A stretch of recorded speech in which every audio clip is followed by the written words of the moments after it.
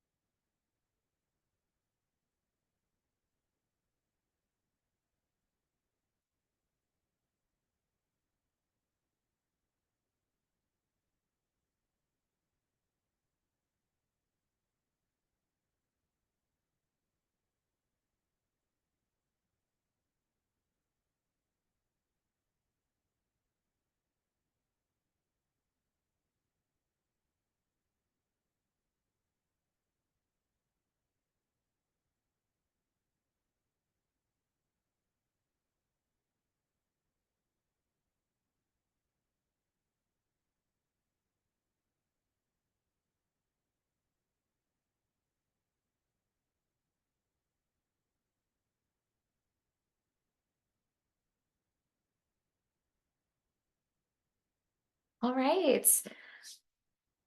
All right. So we will go ahead and get started. Thank you, everybody, for joining us today. My name is Sarah Grotto, and I am the Chief Programs Officer at Not My Kid. Not My Kid is a nonprofit dedicated to providing the highest quality of prevention and behavioral health programs for kids, families, and communities. We are here today with Partnership to End Addiction, a national nonprofit based in New York City. Partnership's mission is to transform how our nation addresses addiction by empowering families, advancing effective care, shaping public policy, and changing culture. So today we have Linda Richter, PhD, who is the Senior Vice President of Prevention and Research and Analysis at Partnership to End Addiction, where she conducts research on the nature, scope, predictors, and consequences of all forms of substance use and addiction, especially among young people. And then we also have Corey Hammond, who joins us as the Director of Prevention Services at Partnership. Partnership's prevention team leverages research to help raise awareness among parents, educators, health professionals, and policymakers about best practices in substance use prevention and addiction care. So today we are going to be diving into raising resilient kids. I am so excited about this topic. It's really, really needed, especially as we work with parents and caregivers, guardians of kids, and how we can help those building blocks of raising resiliency and building resiliency in kids. So with that, I will be here during the webinar. If anybody has any questions, you can put it in the chat. There's also a Q&A feature if you would like to ask there. So I'll be monitoring the chat and available there. I'm going to pass it off to Corey to go ahead and get the educational portion started. Thanks so much for that intro, Sarah. Hi, everyone. Thank you so much for joining us for the first parent webinar of this new school year. We're really excited to be starting this series again. And so today we're going to be talking about raising resilient kids. And as Sarah mentioned in the intro, we are Partnership to End Addiction out of New York City. Here's me and Linda. But if you haven't joined us for one of these webinars before, you might be wondering if we are Partnership to End Addiction and focus solely on substance use, then what are we doing talking about raising resilient kids today? And that's a good question. And the short answer is that though we're certainly in the field of preventing substance use, and that is our kind of main goal. In order to do that, we have to talk a lot about healthy youth development. And so that's what Linda is certainly an expert in. And so we're trying to intervene earlier and more broadly and create the healthy environments for kids to grow up in so that substance use is not a problem down the road. And so we'll talk about substance use and other things like that a little bit throughout this presentation, but we're really focused on some of these early aspects of well-being. And so that's what we're getting into today. Here is what we'll be talking about. We'll do a quick introduction to resilience and what that means. It's probably a word that you've heard a lot. And then we break up resilience into these four pillars. So we'll talk about mental health, we'll talk about physical health, we'll talk about strengthening parent-child bonds and parent-child collaboration, as well as promoting school and community connection. Finally, we'll wrap up with some of our protective parenting strategies, and we'll provide some examples of those. We will provide some partnerships resources, and hopefully we'll have time for Q&A at the end. So as we're going through all of this, as Sarah mentioned, if you have questions or comments, please feel free to use the comment section and the Q&A section on Zoom. All right, so jumping into it, what it means to raise a resilient kid. And resilience is it's a tough word to define. Many people might think of things like positivity or grit or strength as the definition of resilience. And, you know, there's a lot of research that goes into what resilience is and how we build it. And so research shows that more long-term markers of what resilience are things like adaptability, being able to bounce back, or being able to stand up to adversity. And while that might seem similar than those first words, you know, it's not just about being strong or being able to ignore negativity that comes your way, or just being able to grit your teeth and bear the bad times. As one researcher on resilience says, it's multiple processes that make it possible for you to thrive under stress. So rather than a single muscle that you exercise, resilience is the product of many parts of your life.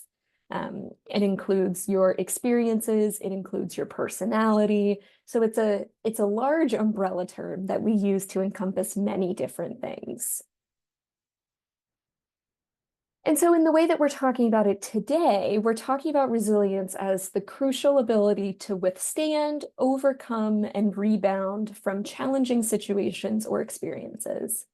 And when we're talking about trying to instill this in young people, we believe that it's the responsibility of all adults who interact with children to provide a consistent, stable, nurturing, and supportive environment. And by building resiliency in young people, this will promote their mental and physical health and can provide a protective shield against adversity that may come their way in life.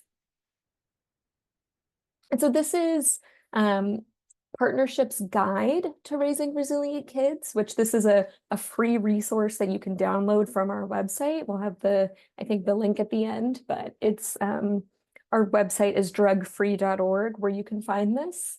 And so this is where everything that we talk about in this presentation kind of comes from the research that we've done on best practices for strengthening children's mental and physical health, the family bonds, their school performance and engagement. It highlights some practical steps that parents can take to help foster the development of resilience in their young people. And then in turn, fostering resilience will help to prevent substance use and other unhealthy or unsafe outcomes that parents are certainly worried about. And so we really want to think about resilience as a skill and as a dynamic process that changes over time. So it's not something that, you know, you're born with. It's not something that someone either has it or they don't. It's something that parents can really help build in their kids over the years. And there's a new book about this idea that's called the scaffold effect. And so this scaffolding effect is this idea that parents can support and encourage young people to learn how to select the right tools for themselves, not just fix everything for them all at once. And so the scaffolding effect says, you know, you can't protect a child from the trials of life, but you can give your kids the armor that they need by teaching them to advocate for themselves and thereby help them to develop what they need to survive and succeed. And so the scaffolding in the metaphor is parenting. So the scaffolding goes up while the building or the child is under construction, and then it comes down once the structure is stable.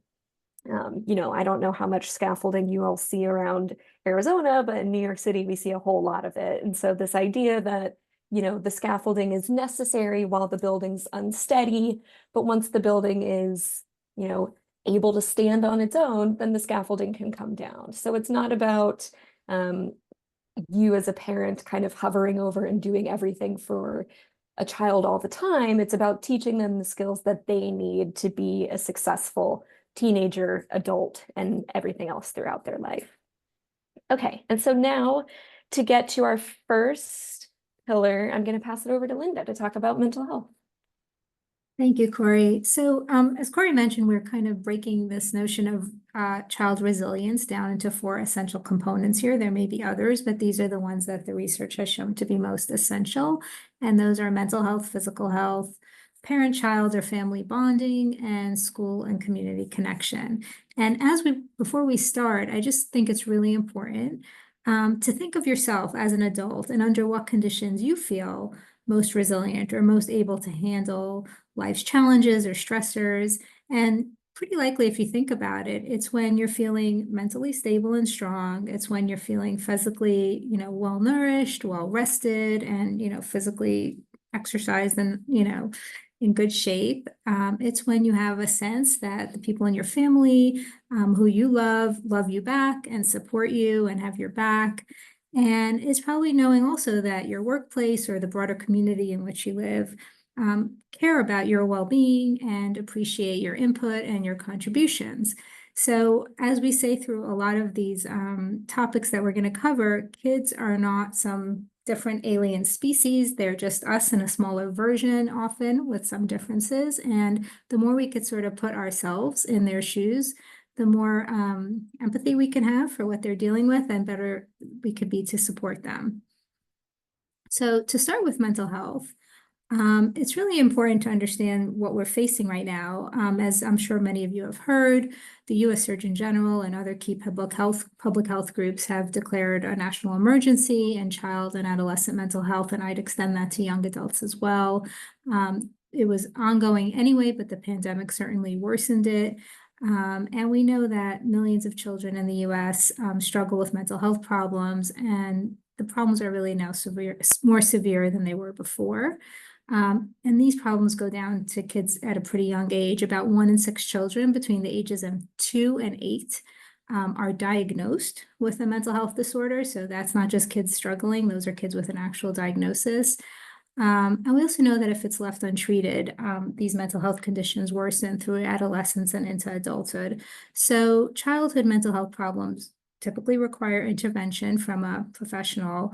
But what we do know is that the earlier we recognize the issues and intervene, the better it is for the child. And certainly there's a limit to what parents could do to prevent the onset of a mental health problem in young people. Some are beyond our control, but there are many things that parents and other caregivers can do to foster resilience in kids and protect them from the risk factors for those mental health problems so that kids are less vulnerable to them. So first we like to scare you, and then we like to tell you what you could do to avoid these things. Just to put some numbers on it, the graph here shows that mental health challenges or difficulties among high school students specifically and suicidality are quite concerning. We know that about 40% of students themselves say they have experienced persistent feelings of sadness and hopelessness in the past 30 days, which is a measure of kind of like current mental health state. About 2 in 10 students admitted to seriously considering attempting suicide, and 9% have attempted suicide, so that's about 1 in 10 kids. And 2% were actually injured in such an attempt. So it's important to know that these are just averages among all students. But serious mental health difficulties and suicidality actually are higher among females and teenagers who are of a sexual or gender minority. So again, this is not talking about young children, but this is talking about what some high school age students are experiencing and what we're really trying to prevent when we start building resilience in our kids at a younger age. Just a little bit more of the scary stuff. So one thing we really want to look out for, especially in the early years, is what's come to be known as adverse childhood experiences. So those are things that you see here on this slide. It's the original definition of adverse childhood experiences are things like physical, emotional, sexual abuse or neglect, having family illness or addiction, having an incarcerated relative, a mother who was treated violently, and experiencing parental divorce or separation. Over the years, this concept of ACEs or adverse childhood experiences has expanded to include other serious stressors or traumatic events for children. And one thing that's pretty consistent across all the studies is that the more of these adverse experiences a child experiences, the higher their risk for substance use and other negative outcomes. So these are the kind of things that really can identify when a child needs extra intervention or help or support, or at least keeping an eye on them, because they are at higher risk of developing problems down the line. So what are some things that we could do to protect children's mental health, especially if we know that they are vulnerable due to some stressors or experiences they've had in their life? Much of it, and we're going to talk about this throughout today's presentation, but a lot of the teaching of good coping skills and good social skills and how to regulate one's emotions and reactions to difficult situations, that comes from modeling in many cases. And sort of natural exchanges that occur in the home between parents and children. And those are really ways that we can help a child thrive, even in the face of obstacles. And as Corey said, these are not skills that kids are necessarily born with. Now, certainly some kids are more resilient naturally than others, but these are really skills that can be learned and strengthened. And it's kind of like a feedback loop, because the more a young person engages in good coping skills or good social skills or good emotional regulation skills, the better the reaction they're going to get from those behaviors. And that sort of reinforces them to do it more and more. So when you do something and you get a good reaction, you're going to do it again. And that's why it really is important to kind of model these things for kids and reinforce them when they're behaving in the way that is going to build their resilience.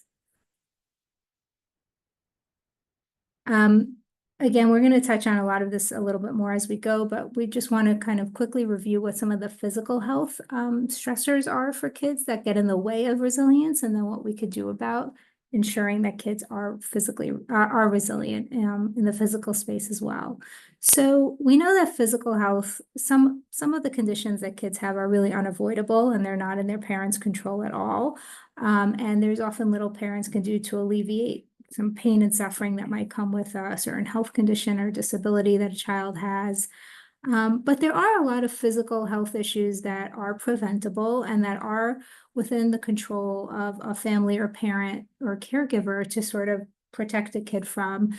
And doing so really helps them sort of not have to focus on those physical issues and be able to thrive and be more resilient in the other spheres of their life. So while things like developing habits that protect their children's physical health is certainly important for parents to do, while also addressing the existing threats to their health as early as possible. So we really want to be vigilant and keep our eyes open that if we know a child is vulnerable to certain physical health conditions or problems, that we intervene early to kind of remove that as a barrier to their success as they move along in their social and academic spheres. So some that are really key that we know, and I tried to mention those earlier, like in terms of what stops us as adults from being able to handle life stressors, are things like poor nutrition and lack of exercise, which we know can really disrupt healthy physical development and put an extra burden on kids when they're trying to navigate the early years of their life.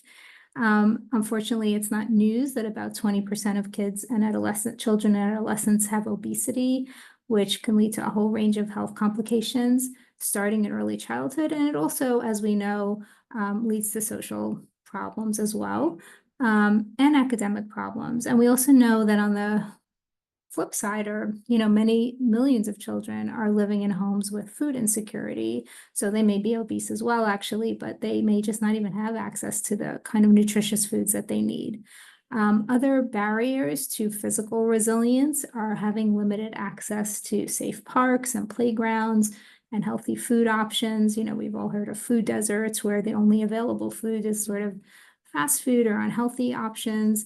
And then obviously, if there's not good, safe places to play and be outdoors and exercise, The risks of spending a lot of time using screens or technology is just increased, and that all undermines a child's health. Other risk factors, and we're going to talk about this more throughout, includes inadequate sleep and insufficient access to healthcare providers. So consistent and sufficient sleep supports kids' brain development. It's the secret sauce of a healthy child, is making sure that they get enough sleep. It fosters physical growth and mental health. And kids at different ages need different amounts of sleep, but typically more than adults do. So we know that infants need about 12 to 16 hours. 6 to 12-year-olds need about 9 to 12 hours. And teenagers need about 8 to 10 hours. We also know that about 70% of high school students don't get that amount, and that shouldn't be surprising. But inadequate sleep can put a child at really higher risk for a whole range of problems: attention issues, memory problems, physical issues like weakened immune systems and obesity and diabetes, more prone to injuries and depression and anxiety, and a whole host of other problems. So we also know that not getting enough sleep is a risk factor for substance use. So all those things are super important to keep in mind in terms of prioritizing sleep for our children, which really could take care of a whole range of outcomes that we're trying to avoid. And just getting back to the regular checkups issue, it's really important that a pediatrician or other healthcare provider regularly sees our kids and checks in with them to make sure they're meeting their developmental milestones and help identify early indicators of physical health problems that can get in the way of development. Unfortunately, we're not always successful in our efforts, and what this graph shows is some common physical risk behaviors that high school students show, and these are the things we're kind of trying to prevent. So you can see that more than 3/4 of high school students say that they get less than 8 hours of sleep a day, not enough physical activity, and that they use electronic devices for 3 or more hours per day, which is considered high, although not unusual nowadays. Less commonly reported risk behaviors include physical fighting, drinking soda daily. Thankfully, that's declined a bit. Not eating any fruits and vegetables. And all of these kind of things can really influence the physical health of a young person. And we know that if their physical health needs are not being met, it's really hard to get them to focus on their mental and emotional health. So beyond the child's physical and mental health, what we really want to also think about a lot is what goes on inside the family and between parents and children, because we know that one of the most important ways to build resilience is within the family itself. And sort of the key to building resilience within the family is the sense of unconditional and consistent support from parents to children. And that could really foster family strength, a sense of safety and security for kids. One of the biggest risk factors for a young person not having resilience and experiencing a whole range of outcomes that we don't want to see is when they feel that their world, especially in their family, is unpredictable and unstable and unsafe. So the more we can ensure that our children feel that there is a sense of stability, routine, predictability, and safety and security, the more we can ensure that they are going to build resilience and be able to handle their own life challenges. It's almost like what Corey was saying, with this kind of base scaffolding of support is always there. And even if, things shake and move around a little bit, there's that support always underneath. And we know that certain parenting skills can really help minimize the threats to family functioning and benefit kids, regardless of the risk level that they might have from other areas in their life. So some of those risk factors that could really interfere with healthy family functioning is, one, family conflict. So think about things like intense and frequent and persistent fighting among members of the family, kind of that noisy, chaotic environment where people are always sort of high-strung or yelling or worse. And also don't forget that that can also be nonverbal anger. So you often have families where people just aren't talking to each other or ignoring or giving the silent treatment, which also can cause significant stress in young people, which affects children's health.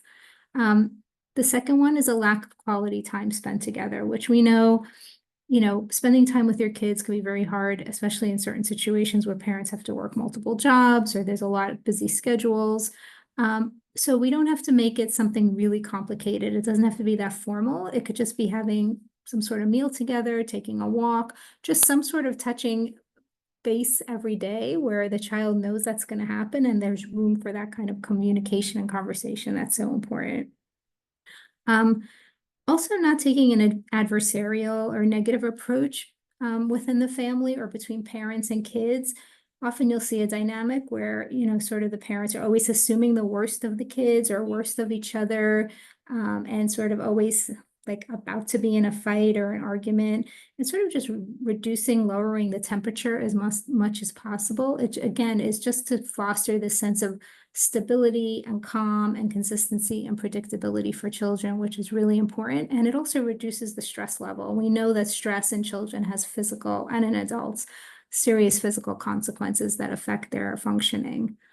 And finally, we like to really always mention that the importance of sort of humor and fun in a family. So a lot of families are just sort of on this treadmill of getting things done, getting dinner on the table, and I understand how important that is and how hard it is to do.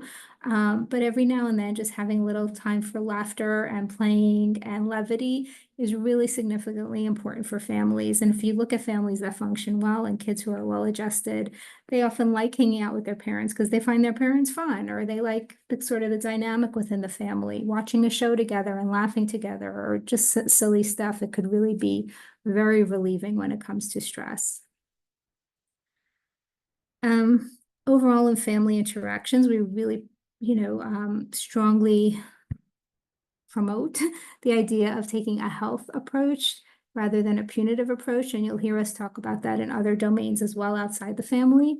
We really want to focus on promoting children's health and safety, not always punishing the undesired or unhealthy behaviors that we see.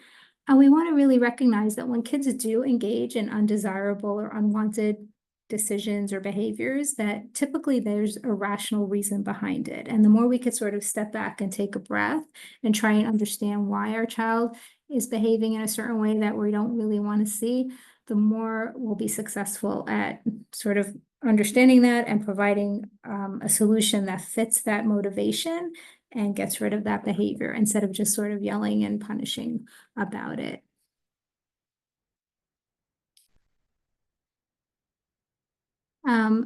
And here what we see is a really nice quote from the Child Mind organization, Child Mind Institute, which says, "Learning, an ongoing process of reaching for more, is always empowered by parent-child collaboration."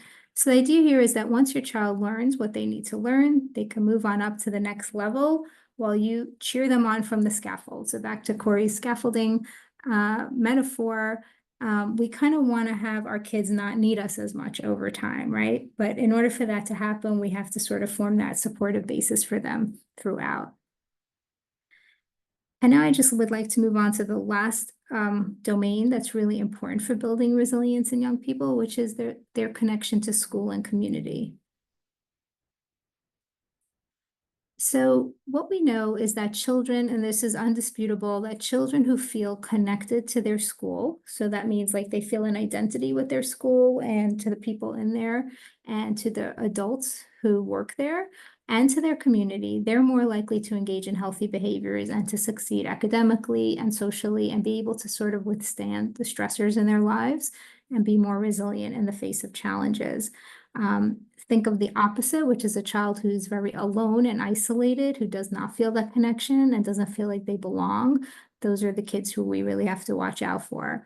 We know that these kind of strong connections really help children with critical life skills, and they foster this sense of belonging to something and having a purpose and kind of mattering to others. And all that not only improves academics, but improves the child's social abilities and general interactions. So some risk factors or things that interfere with this kind of connection or engagement, again, is something like social isolation and loneliness.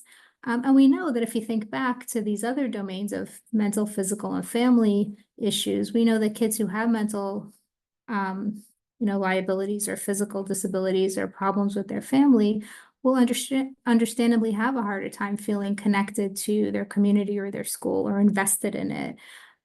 So these things all build on one another.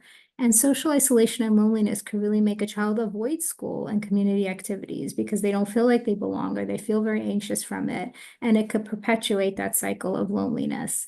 And it could also mean missing out on important opportunities to learn critical social skills and emotion regulation skills. If you're alone in your room all the time, you don't have an opportunity to practice different skills and see what works and what doesn't.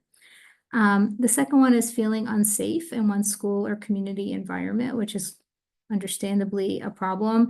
If you live in an unsafe neighborhood, whether due to high crime rates or high rates of substance use or a very polluted environment, you're not going to be physically healthy or mentally healthy, which will get in the way of taking on life's challenges. Clearly being bullied, which we'll talk about in another session, is a tremendous stressor for children and leads to social isolation and loneliness and feeling unsafe and sort of cycles on itself. And racism and discrimination and other forms of prejudice also make a child feel unstable, unsafe, insecure in their environment. So some things we could do to foster that kind of connection and engagement. One of the most important things, and this is consistent in the research year after year, is having at least one trusted adult or mentor who a child feels they can go to. Doesn't always have to be with the biggest problems, but just someone who cares about them and is looking out for their well-being. And it doesn't have to be a parent, it doesn't have to be a family member, it could be a neighbor, a random teacher, a clergy person, a coach, but every child who builds resilience has that one person at least that they really could trust in. We also want to make sure kids have opportunities for participating in safe and also challenging activities. And to the extent possible, have them participate in activities where they're volunteering or engaging in civic engagement or something where they're, again, putting themselves out there where other people depend on them.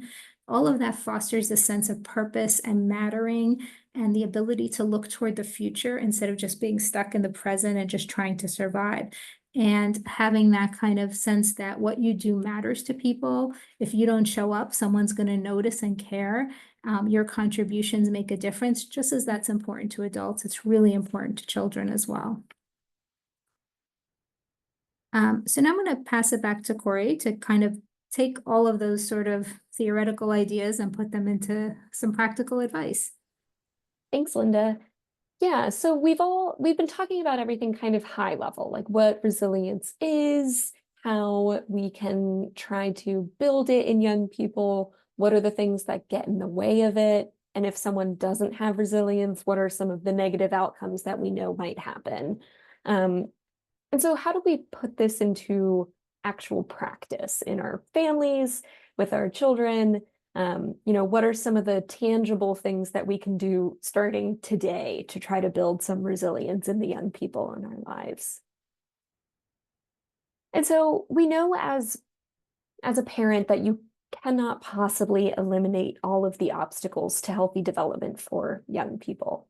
But there is decades and decades of research that shows that parents are the single most important influence on children's attitudes and behaviors, and that parents are a critical source of their children's resilience. And again, we keep going back to that idea of the scaffold that, the idea here is not that you are going to shield the young people in your life from anything bad ever happening to them. We all go through trials and tribulations in life. The idea is that we want to set kids up with the skills that they need so that they can survive and that they can thrive and that they can get through hard things and not be down and out. And so we're trying to build those skills as much as possible. And so to do that, we have what are called protective parenting strategies. And so these are, this is from that same guide that I mentioned in the beginning, Partnerships Guide to Raising Resilient Kids. And these strategies are not trying to tell you how to raise your kids. You are the expert in your own child and in your own family and in your own family experience. And you, at your core, are going to know what's going to work and what's not going to work. But these are evidence-based tips that can help in a situation where you might be searching for some guidance. We know that parenting is very hard and that there's no one perfect solution, but these are strategies that can help. And so I'm going to go through just a subset of these, about half of these strategies, explain what they are, answer some common questions that parents might have about them, and then provide a practical take-home tip for each one. If you like the way that these sound, I definitely encourage you to visit our website and download the full report where you can see all 10 of these. And so the first is this idea of being a model for health and resilience. If you've been to one of our talks before, you know that we talk a lot about modeling.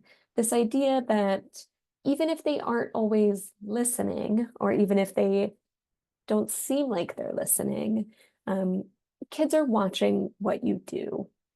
And so part of what we want to do is normalize making mistakes and having imperfections. But when tough times arise or when we make mistakes, bouncing back and trying to improve. And an important part of this is modeling seeking help when needed. Being imperfect is important to model. And so this is kind of the pushback, not pushback, but the question that we might get from parents, this idea that my kid's watching me and all the time is stressful. I can't be perfect all of the time. And so we really want to stress that, flaws and slip-ups and mistakes can really demonstrate some of these effective coping skills and social skills that we've been talking about. We can model how to apologize and forgive others and be honest about our shortcomings. And so it's also very important that if we're not perfect in some moment and we need help, that we model reaching out and getting help when needed so that our kids know that that's the right thing and the correct thing to do. And so a practical tip for this, we like to bring it back to substance use, is to, even something kind of remarking about needing wine after a long day can really normalize drinking as a coping mechanism and plant those seeds for misuse in a kid's brain. So when we're talking about coping skills, we really want to try our best not to convey this idea that it takes a drink or it takes a pill or medicine to try to relax after stress.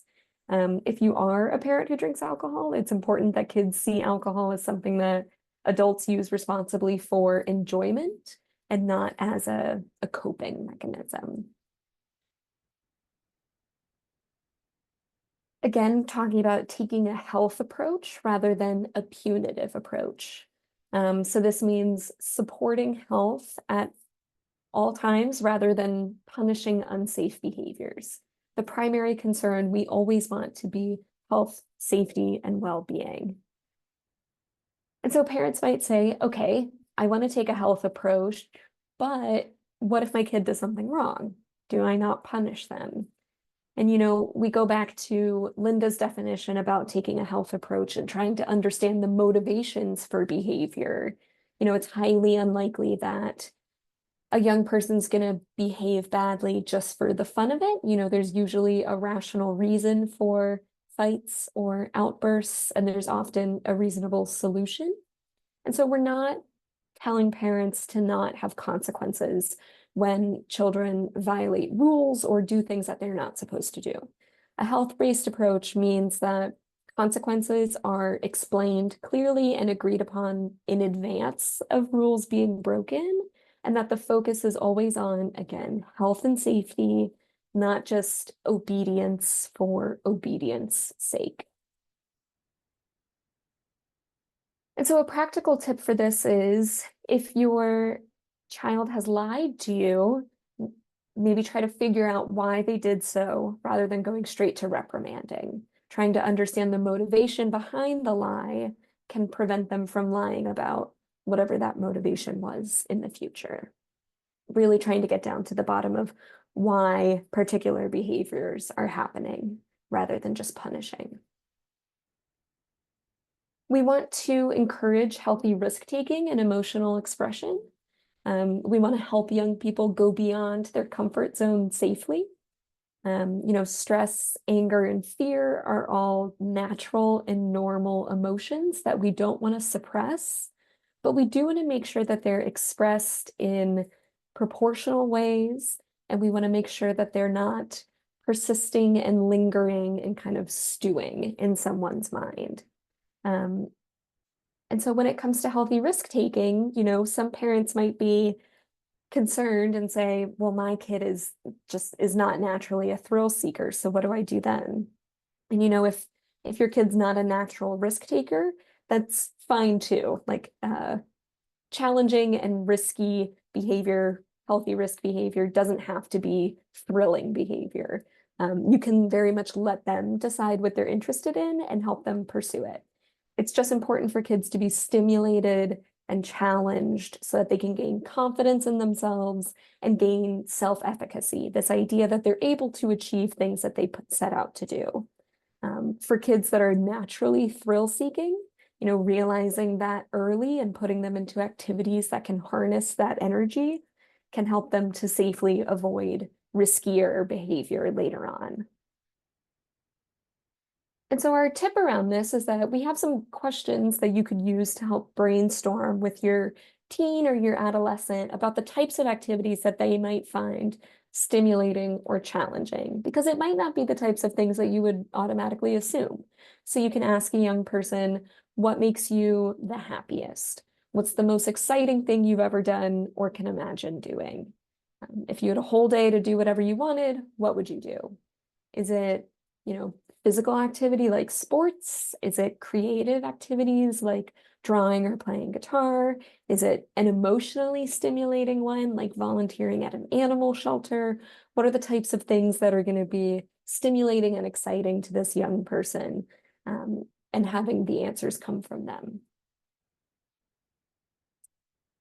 And using positive reinforcement. We want to give positive feedback as much as possible when kids show effort or engage in desired attitudes or behaviors. And this is a real question that we've had from frustrated parents before. What if my kid doesn't do anything worth praising? And we understand that this may definitely be how you feel sometimes. But we do want to stress to parents to remember that behaviors that get praised or positively reinforced are behaviors that are likely to continue. So even just normal daily tasks like getting up on their own, making it to school on time without complaining, putting effort into homework. These are all very small things that can be positively reinforced and then increase the likelihood that those things will continue to happen. And so our practical tip here is on how to structure positive reinforcement. It's important to try to focus on the effort instead of the outcome. And this is one that I've tried to put into practice because it's not one that I naturally do. It's a lot more effective reinforcement to say, if we're talking about a test, I appreciate how much effort you put into studying for that test. You worked really hard, rather than good job getting an A. Even if the outcome is ideal, we really want to focus our reinforcement on the effort, because the effort is what we really want repeated. And so again, that was just the 4 or 5 of our protective parenting strategies, and you can find the rest on the guide on our website. And so I want to go through some other resources that Partnership has for parents and other caregivers. Again, all of these are on drugfree.org. So here is the guide to raising resilient kids. If you would rather listen to it as a webinar, we have a recording of that with our podcast host, Elizabeth Vargas. And we also have a free automatic text messaging program that will provide a lot of content around these ideas. It's called Resilient Relationships. And you can text parent to 55753 to get started with that if you're interested. We also have playbooks for parents. These will help guide parents through difficult situations. They provide some conversation starters for both preteens and teens, how to protect well-being and help them handle challenges that they face as they grow up. If you're concerned specifically about substance use, we have a risk assessment tool, which is an online survey on our website. And this is not so much of a diagnostic tool. It's more so a tool to figure, how worried should I be? And so it takes about 5 to 6 minutes to complete. They'll ask questions about the current situation, and then we'll give tailored feedback based on your situation. It will lead you to resources, articles, guides, whatever you need specific to what's going on. All right, and we have a few minutes left for questions if there are any. But I want to put up our contact information. There's email addresses for both Linda and myself, and our website where you can find those resources. So between drugfree.org and Not My Kids website, there are a lot of resources at your disposal for all things about resilience and healthy youth development. But thank you so much for your time this afternoon. I'm gonna check the chat and see if we have anything, but yeah, if you have any questions, definitely let us know. Awesome. Thank you so much. So we do have partnerships contact information up there. And then there's also an email at Not My Kid. It's info@notmykid.org. I put that in the chat. You can always email any questions or requests for programs or services to that email. Thank everybody so much for joining us. Thank you, Partnership, once again for a great educational webinar, and we will see everybody next month for the next webinar.